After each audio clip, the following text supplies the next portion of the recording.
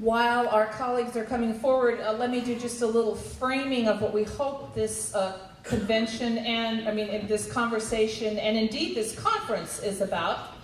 You'll have received the information online, and I'm checking out my assumptions that most of you read some of it. It was a lot to digest, a lot to understand, and a lot to, what we hope we're doing is really seizing the moment, taking the opportunity as marriage is an issue in the forefront of our discussion, both in the church and in the culture, to stop and pause for a moment and say, talk about the fact that marriage matters. Marriage matters, both marriage matters and marriage matters. So marriage matters to us. Why? As Christians, as pastors, as priests, as deacons, as members of the Episcopal Church. And drawing that circle wider, it is undeniable that the move towards equality for same-sex couples has sparked the debate. No disagreement there. But the debate and the challenge is so much wider and so much more fruitful in terms of what really matters about marriage. What are the values that make a marriage Christian? What are the values that make a marriage holy? And how do we support all of those called into that vocation? How do we support those who are not called into that vocation? What do we want to really understand is generative about marriage that transcends mere procreation of children, as much a blessing as they are? And so those are all the depth of questions that the Marriage Task Force, appointed by the General Convention of 2012, was asked to delve into. I want to ask Sylvia Sweeney to stand for just a moment. She was a member of the Marriage Task Force and the author of the history piece, which was just, I think, a brilliant, concise opportunity for us to explore the reality that we heard Dr. Ruether talk about in her address earlier today. There is no denying that marriage is and has always been an evolving institution. And in this moment, in 2015, in the 21st century, we are claiming our tradition as we continue to participate in that evolutionary process. And we have the opportunity, not just as the Episcopal Church, but as the Diocese of Los Angeles and as clergy in that diocese, to frame, influence, and leverage that opportunity in a way that brings good news to people. Not just married people, not just formerly married people, but all people. And that good news is we are a place where whoever you are and wherever you find yourself, there is a place for you. It is a safe place, and that's some of the conversation we want to continue to have today. Thanks to those who've agreed to be part of this panel discussion. We're going to be pretty informal, and so our process is going to be to reflect a little bit with our panelists on what they heard from Dr. Ruether that they might like to unpack or explore a little further. And then to respond themselves in some way about that question. What do we have to say as the church, to both the church and the Episcopal Church, to both the church and the world about why marriage matters in 2015? And then if we have time, we'll do some questions. We will have workshops this afternoon to explore some of these issues more deeply. But in the meantime, I'm ready to turn it over to the panel. We're just going to pass the microphone down the way. And so, who wants to start?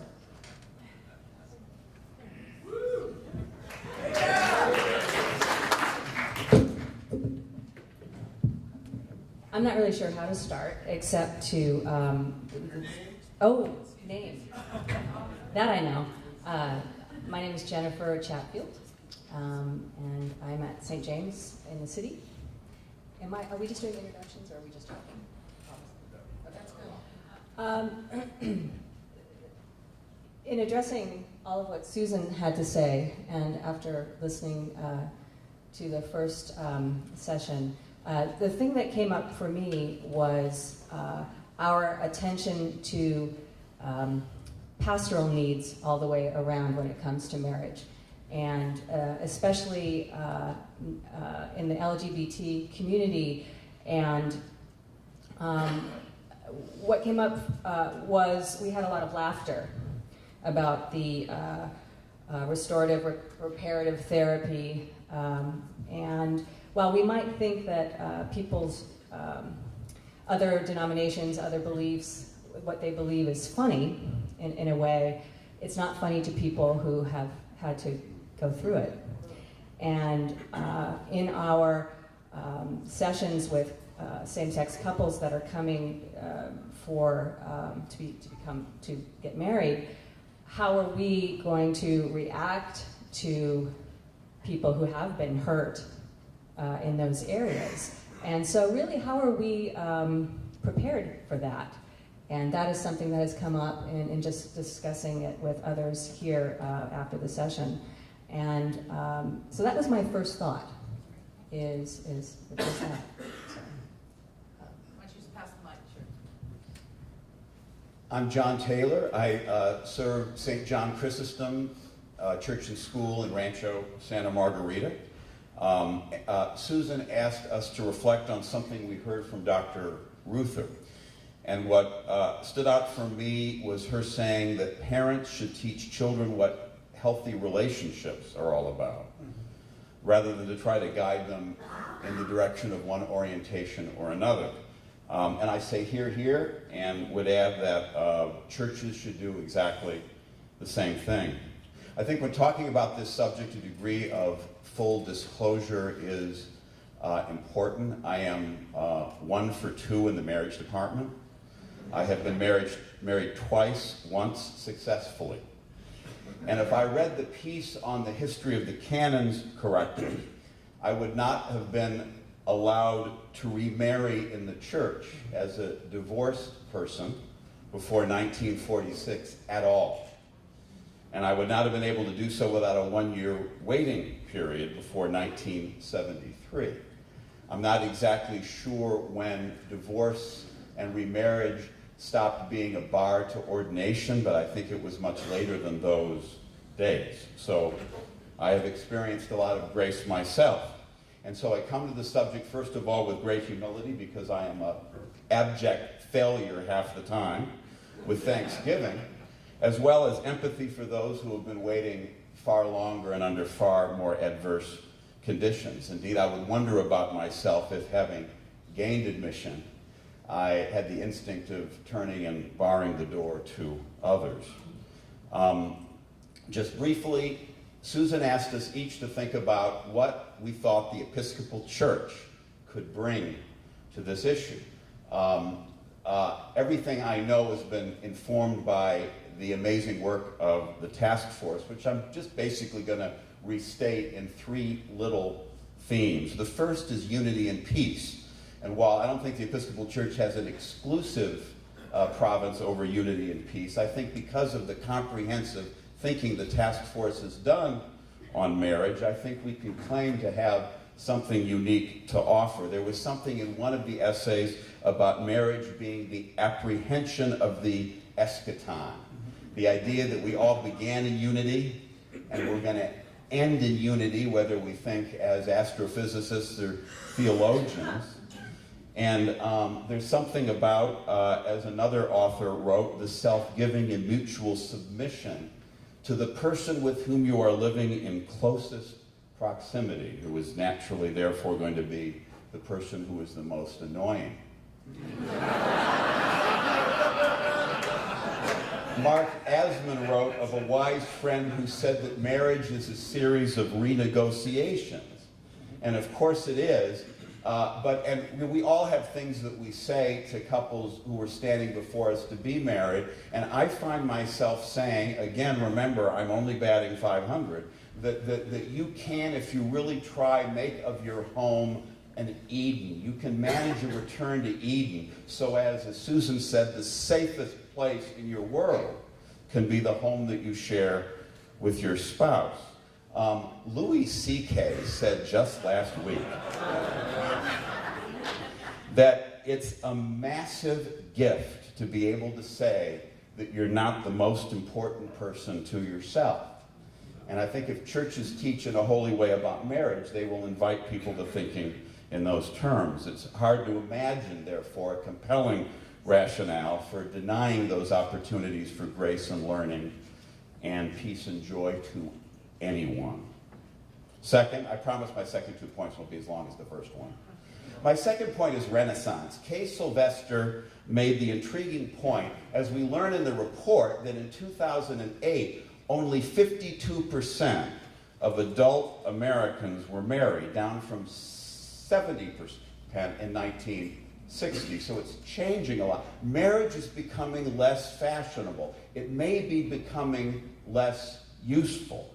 But as Kay wrote, it's an amazingly holy thing to witness a couple beginning their journey in the church. And she made the point that it's intriguing that those who have been denied the sacrament for so long are now ones who are more enthusiastic about it than the rest of the population. I think from that energy we can discover some renaissance in commitment, perhaps even societally, to the institution itself, which is becoming so inconvenient to people, so useless to some people.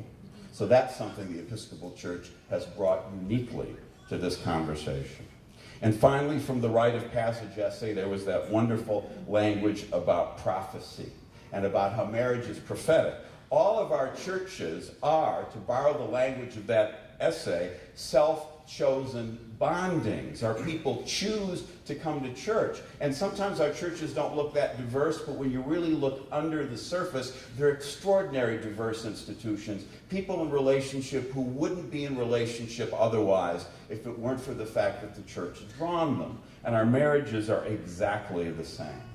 And the Episcopal Church is perfectly positioned to maximize this process because so many of our people came to us. It's the denomination increasingly that people weren't born into. It's a denomination that people choose.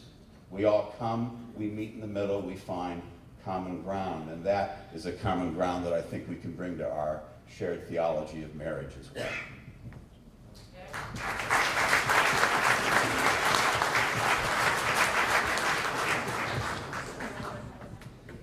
Hello everyone, I'm Francisco Garcia and I'm at All Saints Pasadena. Lovely to be here with all of you. I'd like to pick up on what John has begun discussing about the issue of marriage as the possibility of marriage as a prophetic act and witness in the world. And so that really was what, in hearing Dr. Ruether's talk, it becomes clear how the institution of marriage has been embedded both embedded in the power structures of society and of the institution of the church, and how it's always been sort of woven into that system. So it can be a system, as we can see, that has, because of that, has been oppressive, and then also when there's acts of resistance, then there's the counter, the movement that challenges that power. And so I kind of see, in terms of where we are in the Episcopal Church, and uniquely suited in our tradition that holds in balance all of these things, from experience to tradition to reason to our scriptures and everything else, that we are a people that can really live into marriage as lifting up marriage as one example of a prophetic act in the world, you know.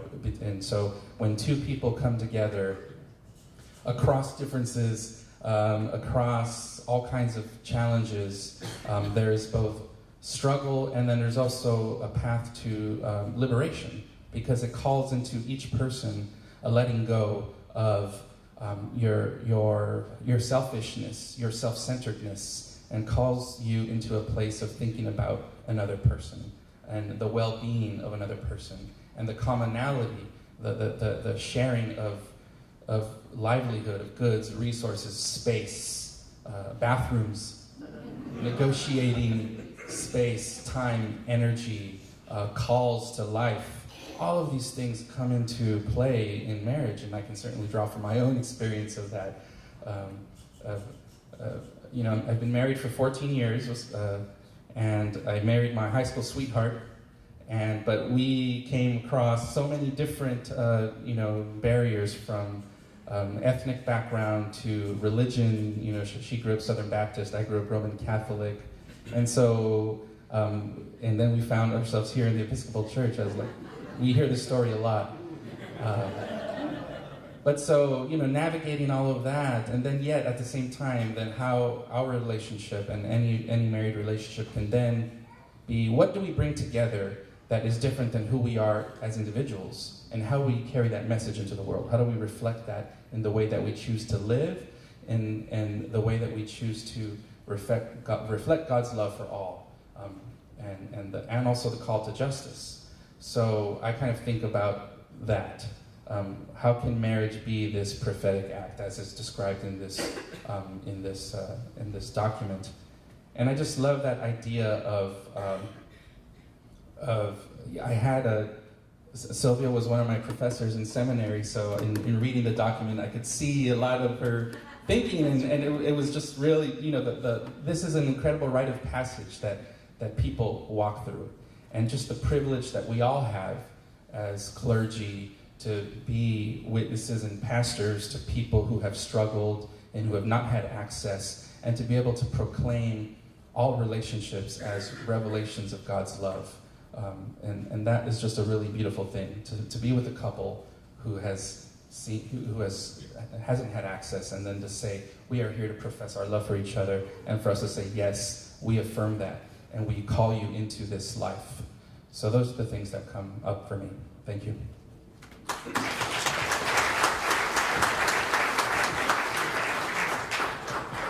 Nancy Flausto, Trinity Melrose, and St. Mary's Mariposa.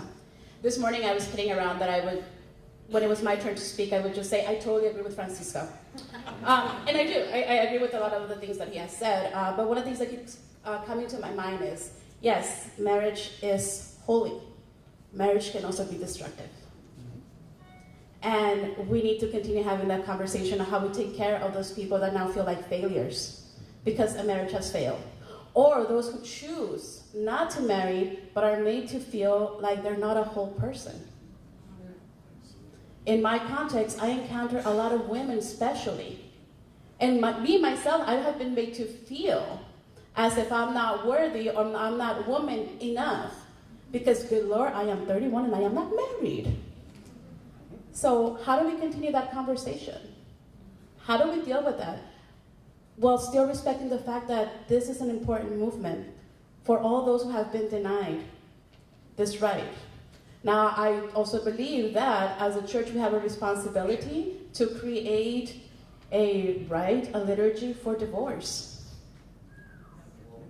That's important. Bringing that together, the reconciliation of something that just did not work out. But we are still going to be able to separate in love, in Christian love. That's important. Thank you.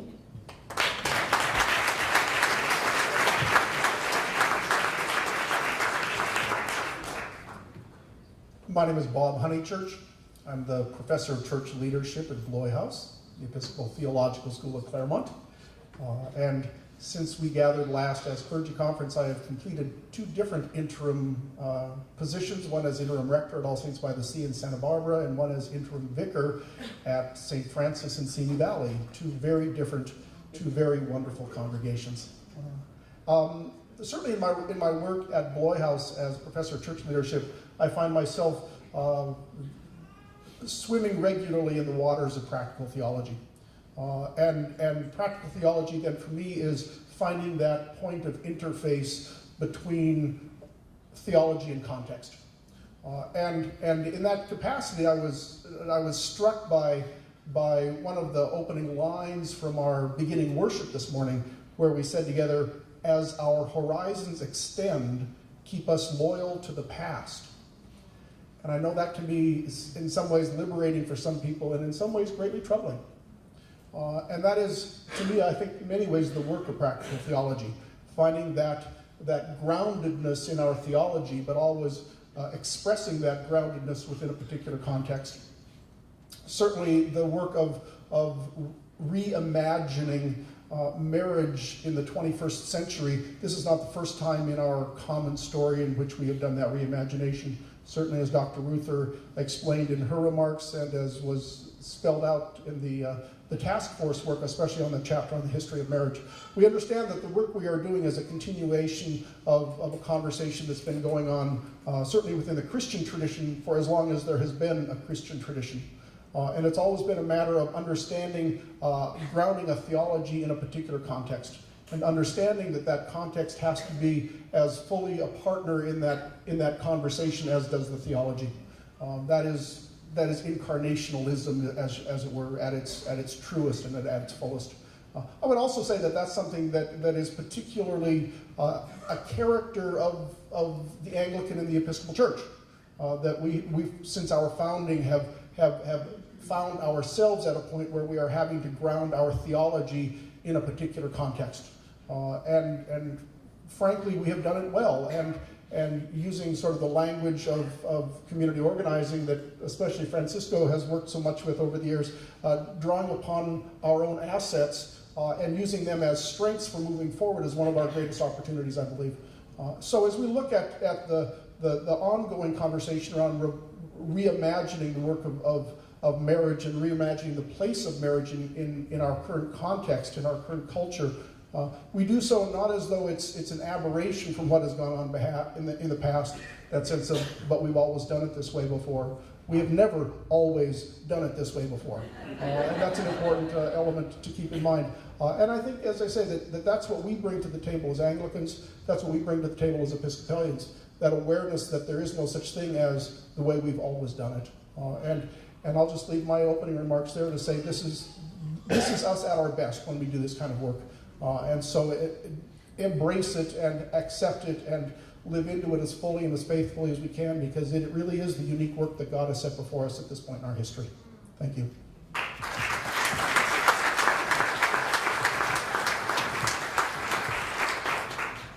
I'm Katie DeRose, and I'm a deacon, and my day job is a public health policy researcher at the RAND Corporation, and I serve as deacon presently at St. Augustine's in Santa Monica. And I guess the reflection that I'd like to bring to this, although I agree with much of what has been said already in terms of how to view marriage, both pastorally and as something that helps us all as a prophetic act, is to think more about, and I guess along the lines that Susan opened up, saying same-sex marriage is sort of, it's a big game, but it's sort of not the end of the road. And thinking about marriage equality in some of the work I do with marginalized populations, underserved populations. It may be true that everyone has access to marriage, but things like the extremely astronomical incarceration rates among African Americans in California, in the nation, means that the benefits of marriage are not necessarily realized for all. The fact that undocumented immigrants in our state don't have access to civil marriage is another issue, I think. And I think these are things that we as a church could really, I'd love to reflect with all of you on what we can do concretely to start moving those policy issues forward. And the last thing I guess I'll bring up is thinking about a lot of the things I do is looking at health impacts of different social situations. So the health impacts of marriage, although it may not be our primary concern, but of interest is that in general, the evidence is mixed, but in general, marriage is better for men's health than it is for women's health. So we may have equal access to an institution, but we don't always benefit the same way, and I think that's something that we as a church should also reflect on and how we can change those dynamics. Well, thank you all.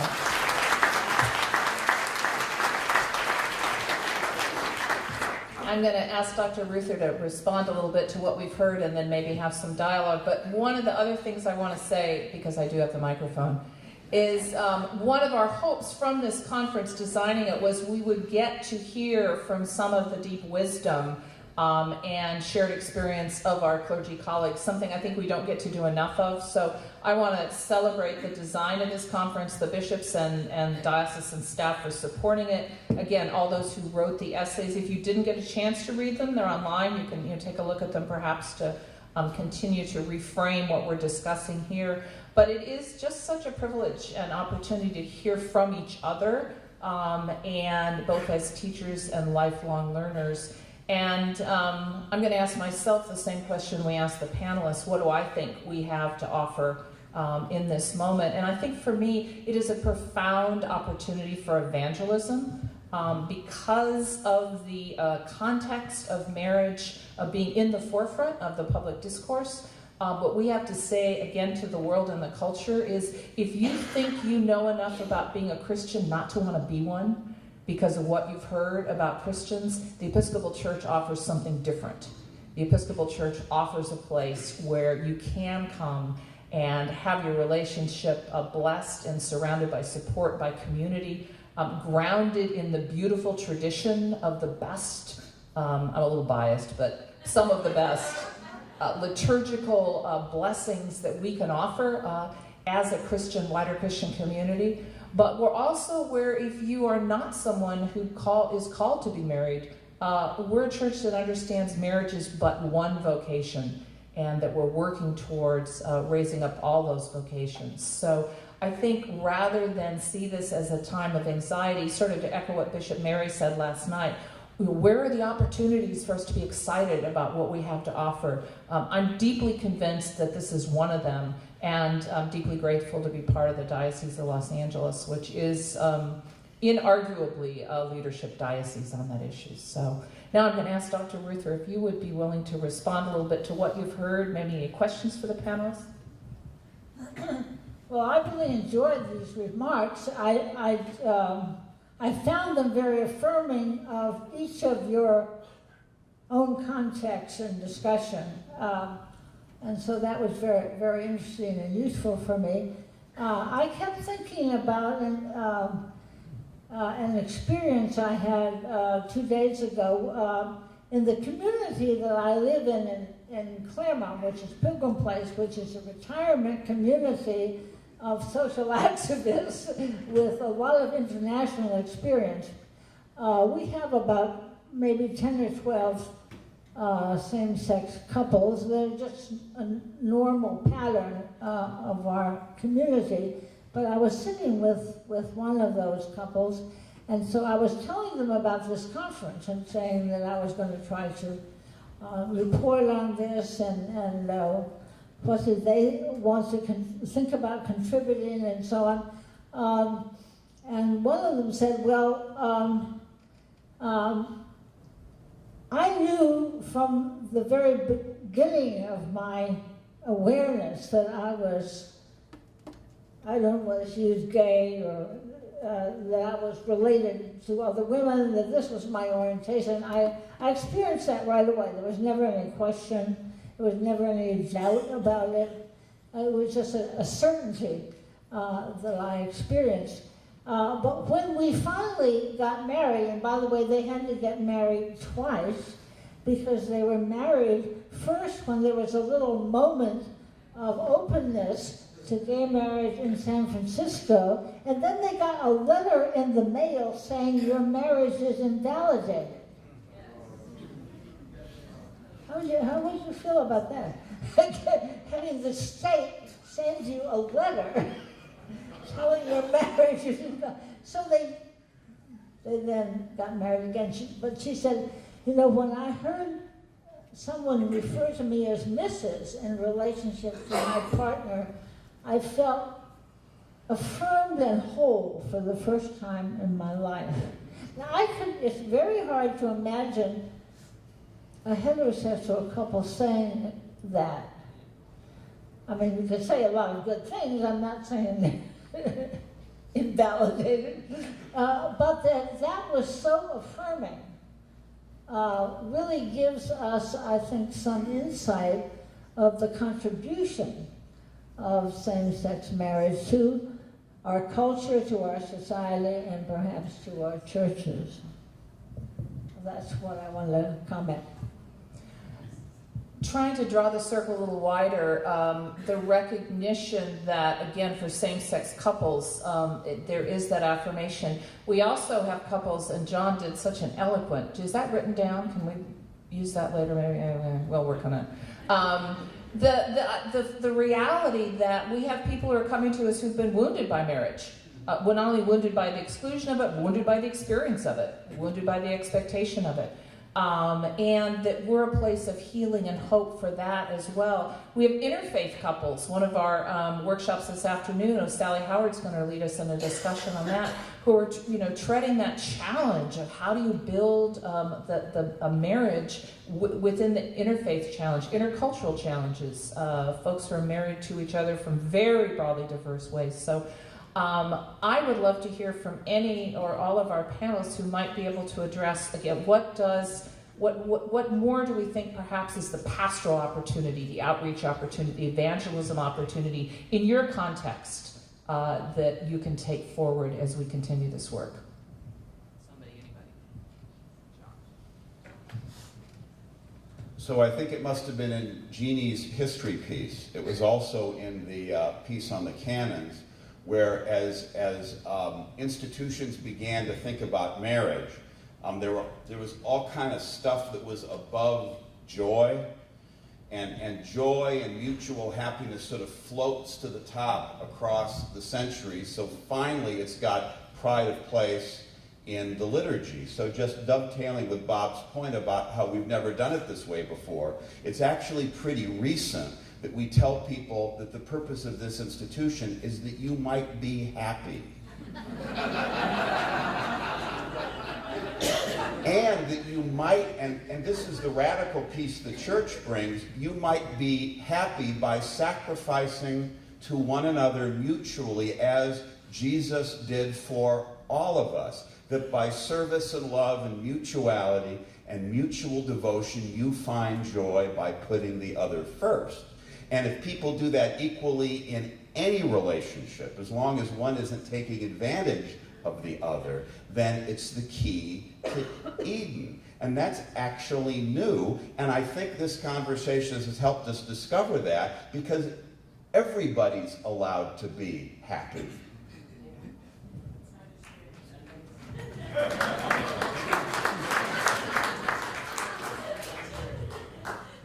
I was thinking, in reading the pieces, I was thinking about the marriage vows themselves, and if the vows make the marriage, well, look, we repeat our baptismal vows how many times a year? 4, 5 times a year, whatever. We repeat our ordination vows once a year. How many couples ever repeat the marriage vows and say, "I will with God's help"? Because as anybody who knows, who's been in a long-term relationship, whether married or not, it's hard. And sometimes, you can't get through it all on your own. And so what makes a Christian marriage, I don't know, not that, we should have individual a repetition of married vows. We'd never have a Saturday off. But if there was, I don't know, something liturgically as a group, I don't know, but just repeating the marriage vows seems like it might be an interesting, important thing for a couple.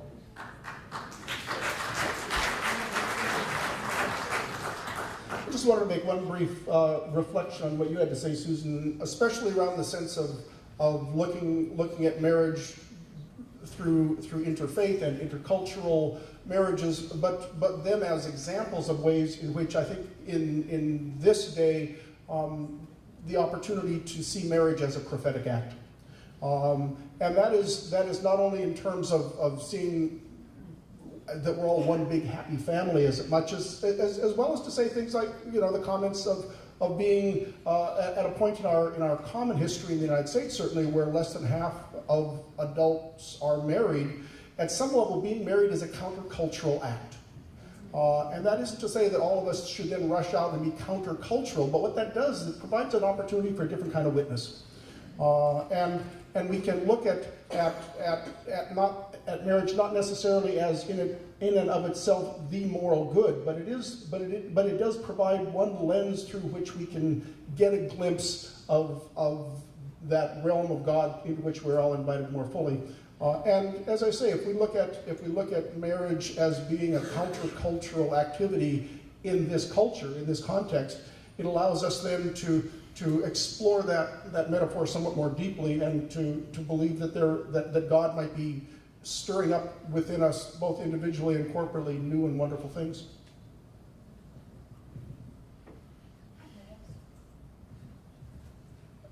As I was thinking about coming up to the panel,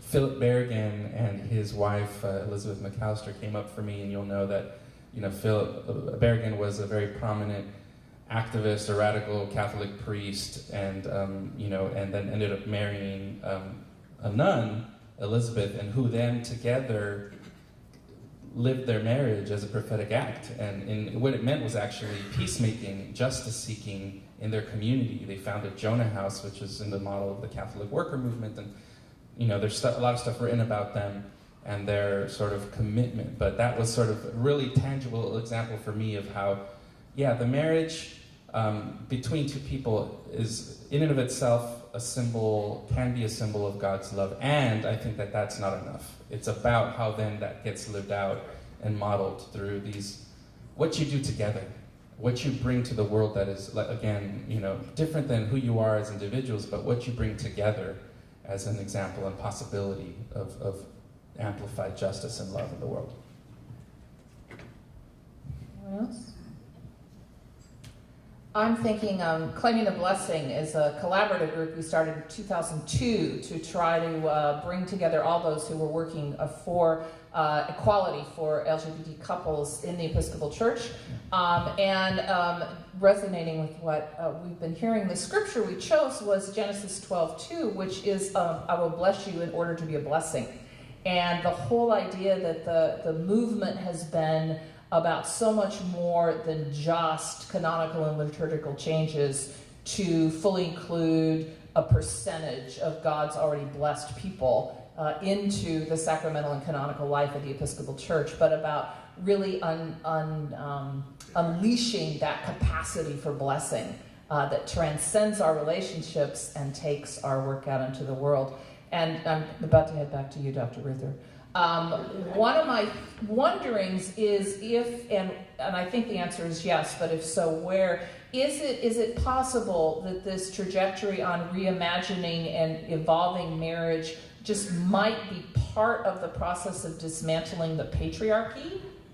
And if so, do you have any advice on how we might continue that work?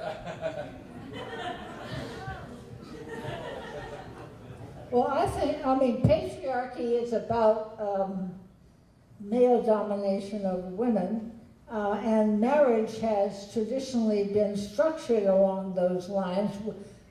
In my comment, somebody asked about the term husband and wife, and I said, well, the very structure of that language is that of male domination and women as auxiliary.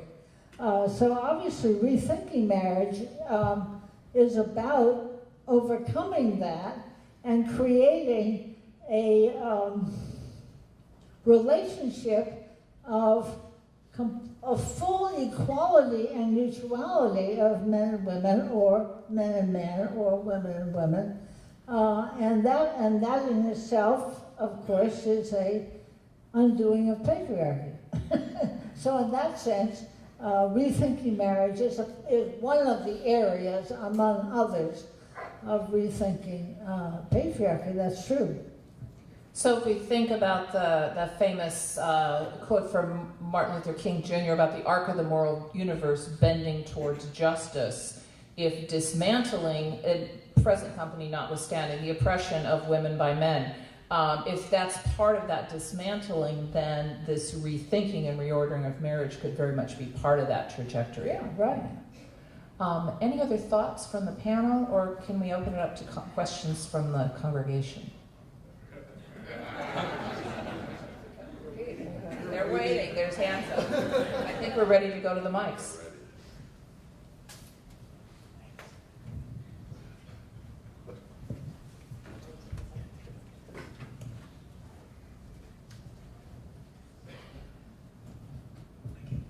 And now for something completely different. I'm Amy Pringle from St. George's La Cañada. I am currently wrestling with, in regards to the wedding question, with a different question, the question of money, the financial racket that weddings have become. And honest to God, I go back and forth between I want no part of it, I'm just going to not do them, and then the other extreme, saying, okay, sure, I'll do them. Give me $10,000. You're going to spend $100,000 on your wedding. What our part of your wedding is worth at least as much as what you pay for your flowers. But I'm just really stuck, really kind of ethically stuck on, do I contribute to that racket, or do I drop out and thereby remove the one piece of it that wasn't part of the racket? I don't know, I just wonder what anyone's thoughts are. Who wants to touch that one?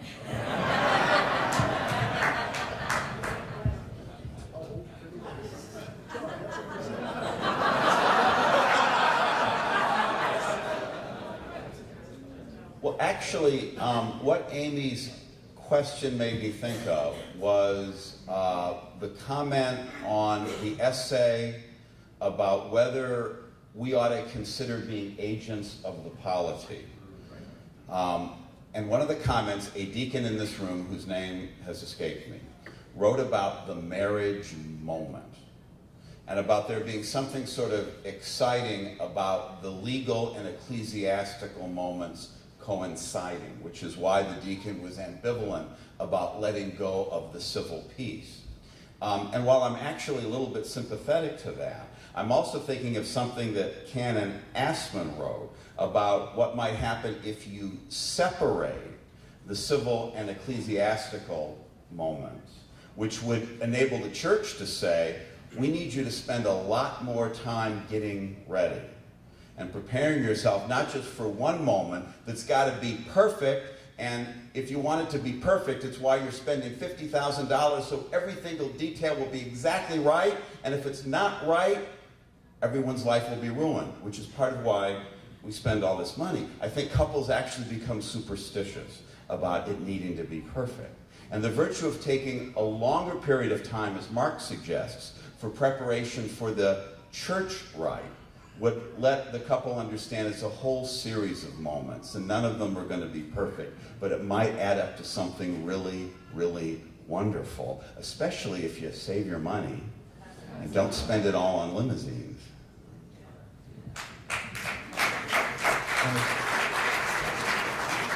What comes up for me is the same way that if we take the idea of, living, prophetically as much as we can within our own place, time, and context, then I think that translates into how we prepare our institutions and our couples for the rite. And so that means, there are movements everywhere for more simplified living, for, opting out of consumer-driven culture and society, of eco-friendly, eco-conscious things. So, there's a whole other sector of the wedding industry that has emerged that is moving to that.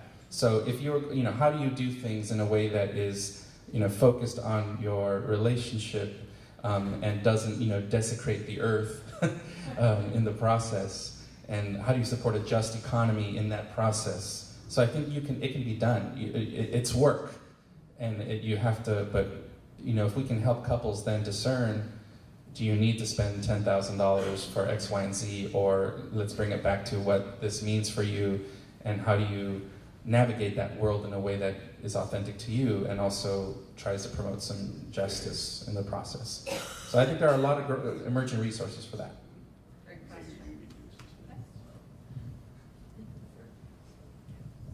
I have a question about, my name's Greg Frost, I'm St. Andrews, St. Charles, and Granada Hills. I have a question about divorce. Many years ago, I had a parishioner who was very involved, and he ended up moving away, and he called me several years later and said he wanted to get married. And he said, this is going to be my third marriage. And he said, is there any restrictions or whatever? He said, I don't want to put you in a tough spot. And I said there was, and whatever, he didn't meet the restrictions. So I said I couldn't do it, and I felt awful about it. And I vowed I'd never do that again. So I think that I'd like to see us retire asking bishops for permission to marry divorced people. I think it's time for that to change. And so I'd like to know your comments about that, and also if somebody comes to you, do you always write in and ask the bishops for permission to marry divorced people?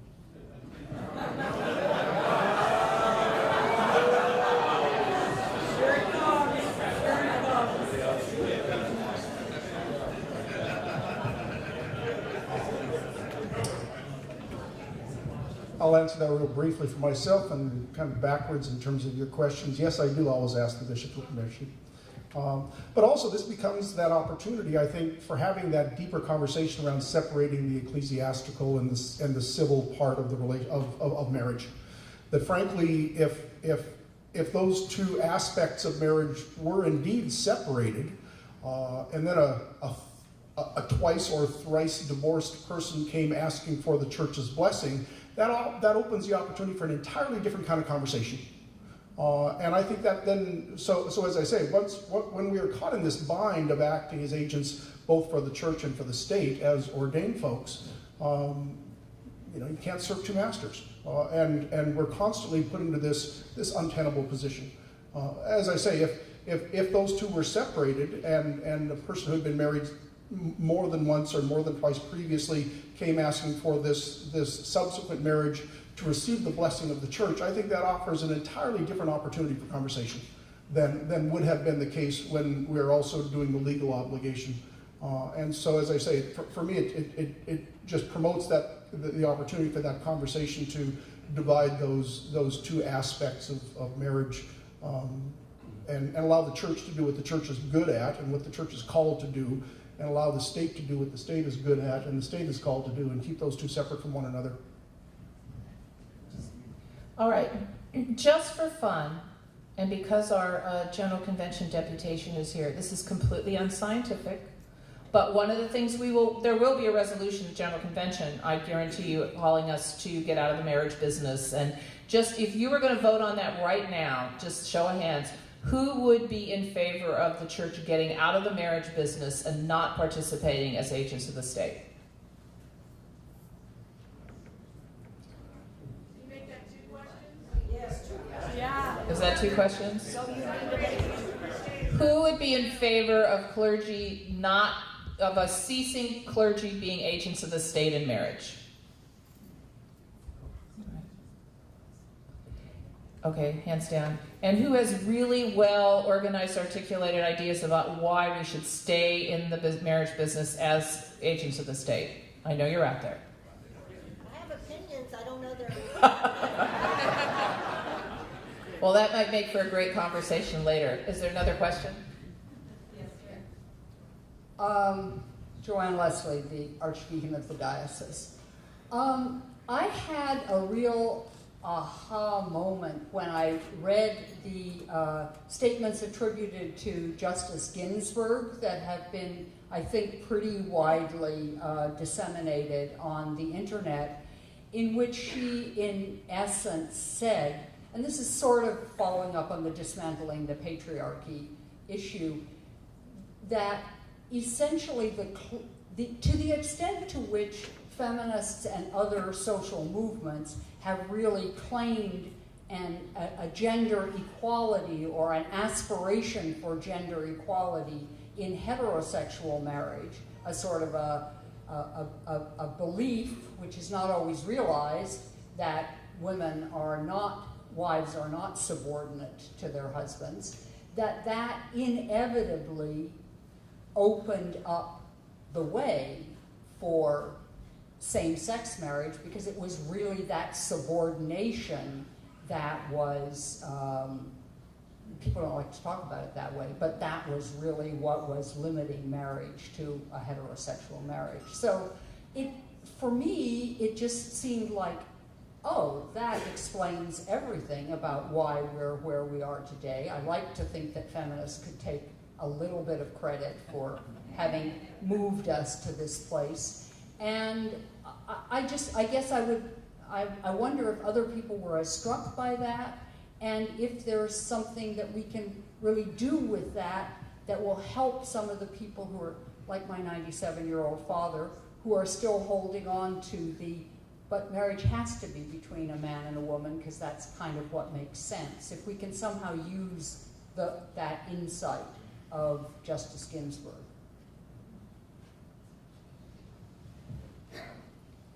Anybody?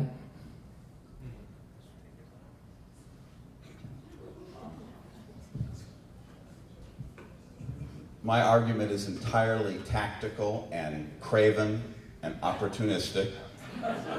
But just as a working pastor, as we all are, we're in a kind of a hazy post-denominational time where a lot of couples really aren't churched, but they have the idea of a church wedding, and so they come to the church to be married because we're the ones, by and large, who marry people.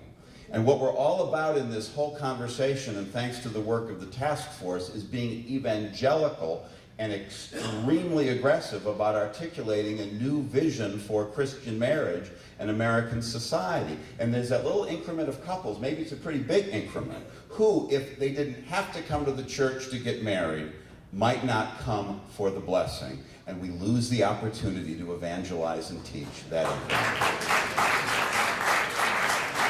Totally tactical. Andy Barnett, Campbell Hall. So I just wanted to say this has been fun. So to the bishops and to Randy and Joanna, this is timely and great, so thank you guys. What if when someone spent $100,000 in a wedding, we said, we invite you to spend 10% of that and give it to somebody who's making the world a better place? Just a thought. And two questions. One is, as you know, sort of someone new in the field, a lot of people have said, well, be really careful because clergy get divorced a lot. So my first question is, people who are happily married, how do you do it? And the second question is, I'm really taken with this idea of a loving, prayerful way to end marriage and relationship, and would love to hear more about that.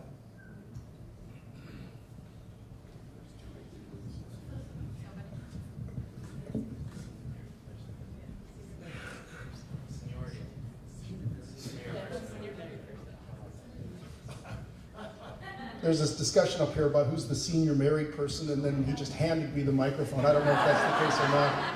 That's because you look older than them. Whether I'm the senior married person or not, I don't know. I've been married a little over 30 years now. Pretty good. And it's come up in several contexts, and I think part of the way that one frames that is that it's part of what I've done with pre-marriage counseling over the years is you tell people that the person they're married to now they're not going to be married to in 5 years or 10 years. And sometimes there's this horrified look in their face, and you say it may physically be the same person, but they are a different person, and that's part of that evolving sense of the state of marriage. That by God's grace we're not married to the same people life moves forward, because in Christ all things are being made new, and I got to believe that's true about myself, and I got to believe that's true about my spouse, and I got to believe that's true about my marriage. That in Christ all things are being made new. And so I think a part of the way you frame that is that's again part of that prophetic act that we can take as witnessing to a new possibility of a new creation, and that's where I'll stop. With all due respect, Dr. Ruether is the senior married person. Thank you, Michael. 58 years.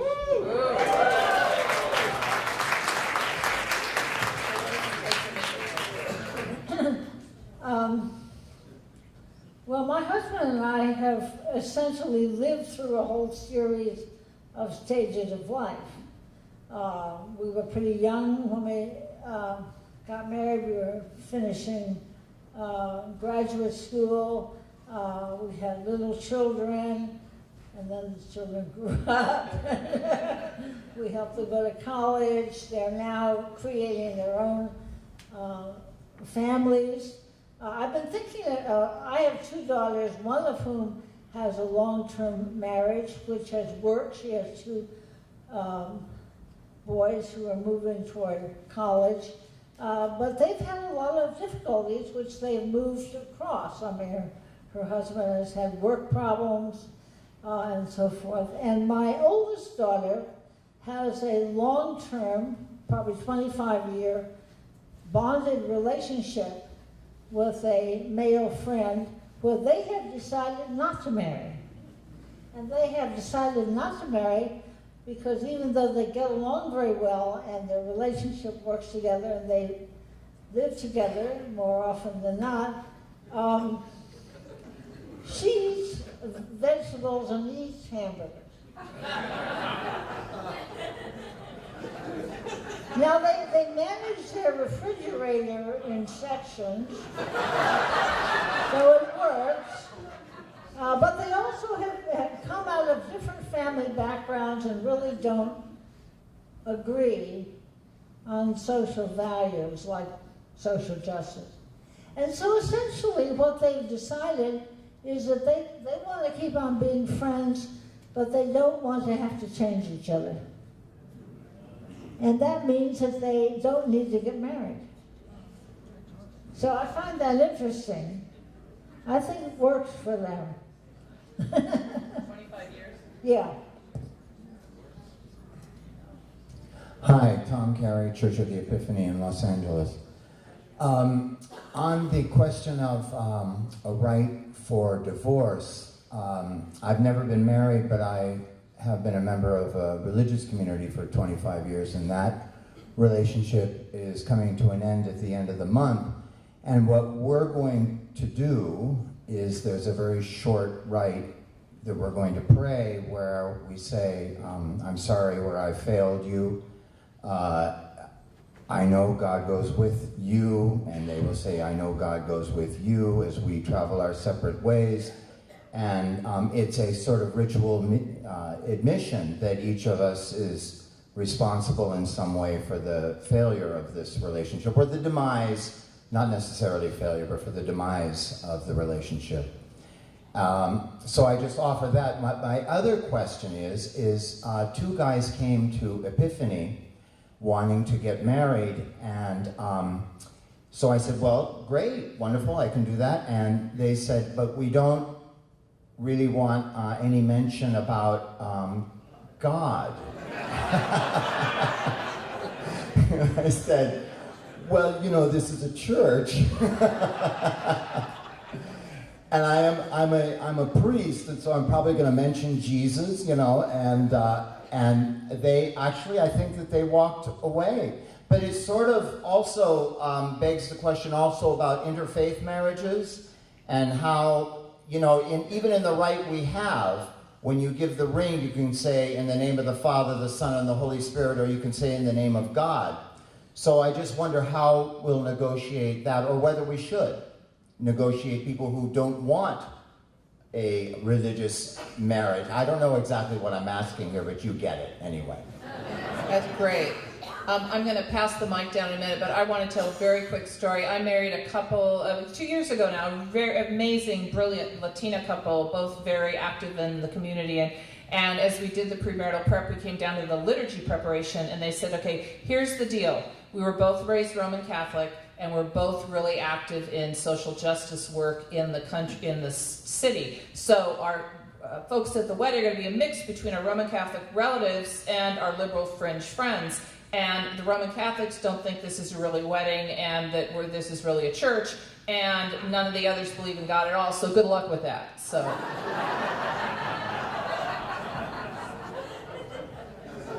I just wanted to comment a little bit about the whole idea about divorce. Thank you, Tom, for that example. I also think that we should think about relationships that end badly, and only one person wants that ritual, that right, and how to talk about forgiveness if there's been pain, and moving on and continuing on with that hope of potentially finding love again with someone else, learning from the mistakes of the first or second marriage. So.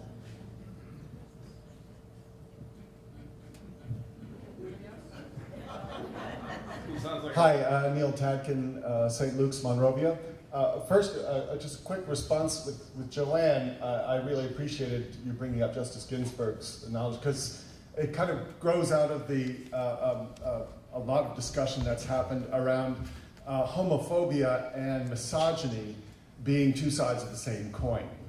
Because, of course, the most humiliating thing any man could ever have done to him is to be put in a feminine position.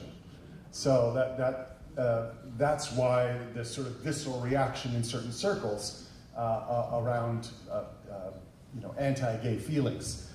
So I think, but it was interesting to hear Justice Ginsburg's part. My question is along the prophetic evangelistic side, and I think, John, you will probably be most able to talk to this, regarding how do we go into communities that might be traditionally hostile to our message. Having been a long-time Republican, being in Orange County, I didn't mean to out you that way, John. No, but it's interesting. I mean, you are at Rancho Santa Margarita, sort of the heart of Orange County, and I'm really intrigued at how your voice resonates within those sort of outposts, and what has been.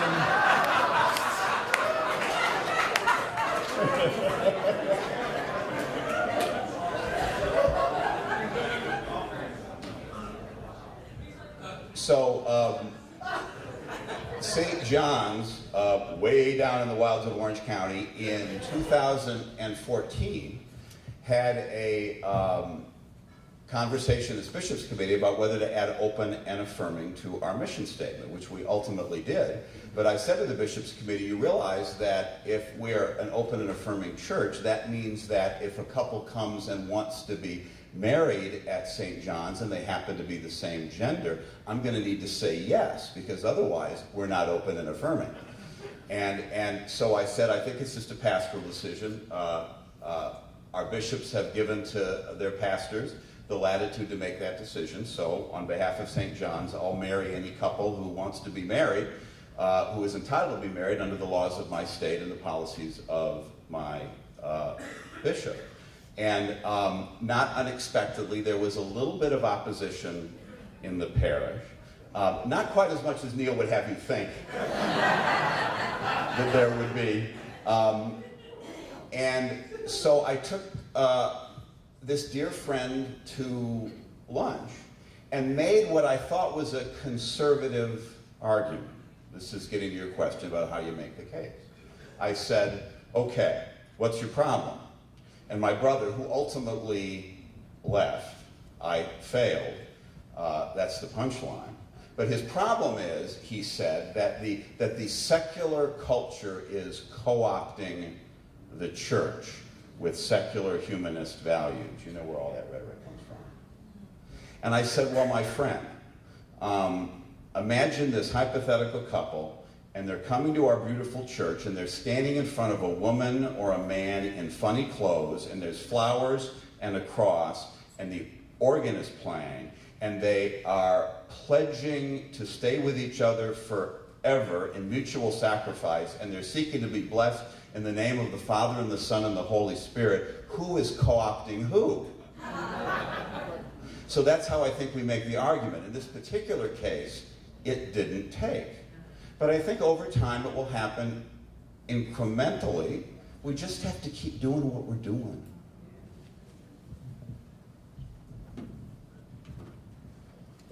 In relationship to the issue of same-sex marriages in the Latino community, it also, the opposition is not as great as you think either. So I think that as the Spirit is moving everywhere in the world, there are movements happening within communities where if you are going back to and I think that's where our faith comes in, because one of the most powerful moments that I had was in doing premarital counseling with a Latina couple, two women.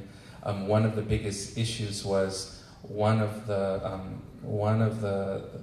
mothers of one of these women, had known and supported this relationship for years as it was in a non-married state, and expressed her love for her daughter and got along with the partner.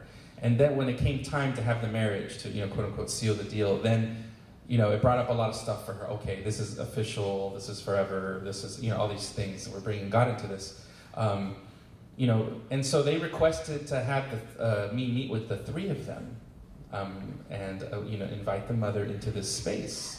And we had the most amazing conversation about their relationship, their family, and when it came down to the issue of her, she expressed her love for her daughter, and just following that reasoning and that feeling out, she came on the side of supporting them in their marriage because she ultimately felt that love, and that's where she was going to be.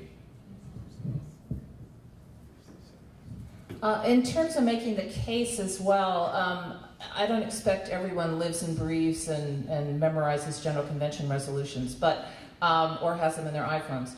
But in 2000 in Denver, the Episcopal Church passed a resolution basically defining our criteria for what it was that a relationship had to do to rise to the level of being holy. We were way before talking about specific liturgies. We were way before talking about marriage. We were only saying, are there relationships in our common life that rise to the level of holy that are other than marriage? And the criteria that was named at that time was we expect such relationships will be characterized by fidelity, monogamy, mutual affection and respect, careful, honest communication, and the holy love which enables those in such relationships to see in each other the image of God. Or I can email it to you. Those are the standards we've been calling all our relationships to, and I happen to think that, again, for all of its challenges and for all of its trauma, the challenge of same-sex couples as strangers at the gate, coming again and again back, looking for inclusion, have challenged the church to say, what are the values we hold for marriage? And these are those values. And when I sit down with a couple preliminarily to do you want to get married here? These are the values I give them and say, is this what you're ready to commit to? Is this what your relationship looks like? And if it is, then let's talk about how we can bless that. So I think there is a case to be made, and it is not a case of copping out to the culture, but it is a case of taking our prophetic voice out into the culture. I think we're almost at time. I'm looking for Joe to have one more question in the back. Anna Olson from St. Mary's Mariposa in Los Angeles. I guess, not to put a damper on what's been a very interesting conversation, but I'm wondering about timeliness. I feel like the church has just come to the end of a major untangling about marriage, but what I see in the community that I serve is that very few, especially younger people, are organizing their intimate lives using marriage as the primary organizing principle. And I wonder if all the, rightly somewhat self-congratulatory talk about how great a theology of marriage we're developing is a generation behind the actual question as it comes to us about what the church might or might not have to say about people's real lives. And I noticed that even people who are getting married are much less likely to seek out the church if they don't already have a church connection. Everyone I know who's not a church person has one of their friends, they either ask me to do it and not mention Jesus, or they have one of their friends send away for one of those certificates and officiate their marriage because that's the person in their life who they want to have in that role. So I would just caution us not to do what the church so often does, which is fall a generation behind in the questions that we're asking and that we're answering.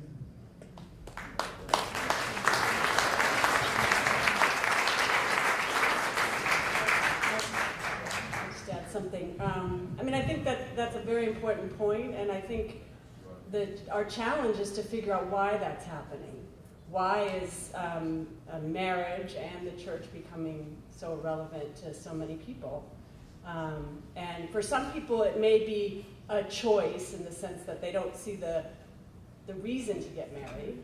But for others, it may be, the socioeconomic situation that requires, I remember reading, part of the report saying that these dynamics where young people don't feel like they can get married until they're financially stable, and that's taking a lot longer now than it used to. And the same thing I mentioned about the incarceration rates and all these other things. I mean, I think we need to figure out why people are making these choices and where there are ways that we can change things, become more relevant.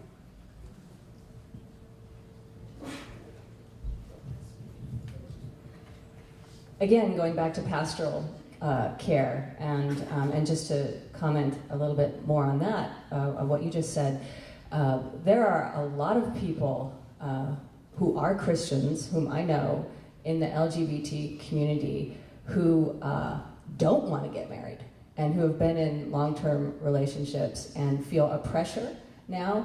If we don't get married, then what's going to happen? So how do we talk to them about that? And relationships I know that have come apart over that, where one person wanted to get married and the other person didn't. And there's just a lot of pastoral care issues involved, and I just wanted to raise that. Time for one more. Yeah. So there's a question. I shouldn't talk. No. Go ahead.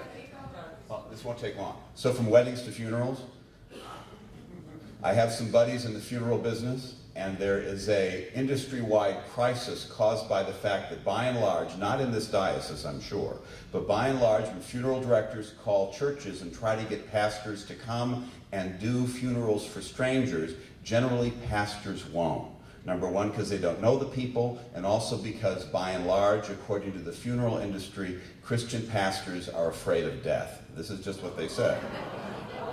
And so the funeral industry is busily training people to do rituals because we're not willing to do it. I'm reminded of Sharon Sheffield's response to one of the essays talking about all the rites of passage that the church ought to find some way to know. The Commission on Ministry sometimes asks people, what's a sacrament? The right answer is everything's a sacrament. Everything that human beings encounter in mercy and fear and joy and love has a sacramental character. And the church ought to be present for all of those moments with all the love of Christ, to mark them in all the different ways that Sharon and others on the panel and in the room today have talked about. We need to be there for all of our people in all of their passages ritualistically, and thus will the church persist forever.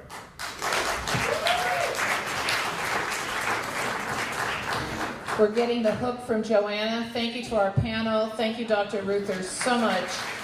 The conversation continues in workshops after lunch, and now we're going to go to some announcements.